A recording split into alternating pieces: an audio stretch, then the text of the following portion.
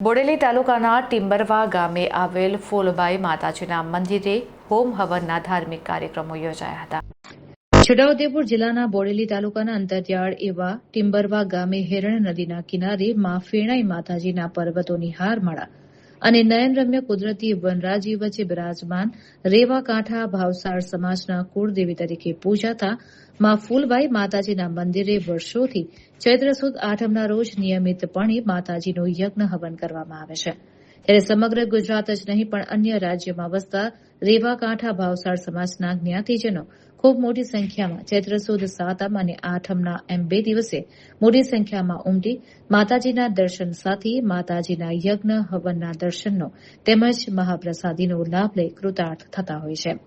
ત્યારે આ વર્ષે તારીખ 25 અને 26 માર્ચના રોજ 2 દિવસ દરમિયાન માતાજીના દર્શન માટે મોટી સંખ્યામાં સમાજના જ્ઞાતિજનો ઉમટી પડ્યા હતા।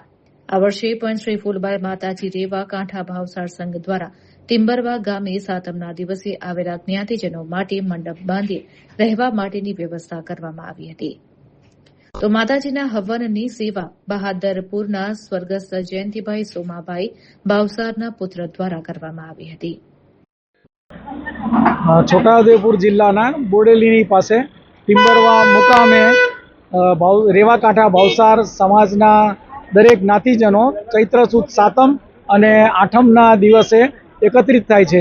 અહીં આગળ ફેણાઈ માતાના ડુંગરોની વચ્ચોવચ્ચ પધારેલ ફૂલબાઈ માતાનું મંદિર આવેલું છે, જેમાં દર વર્ષે જ્ઞાતિજનો ઉપસ્થિત થાય છે અને આઠમના દિવસે મોટો મહાયજ્ઞ કરે છે અને પ્રસાદી વગેરે લઈને દરેક ભાવસારજનો છૂટા પડે છે।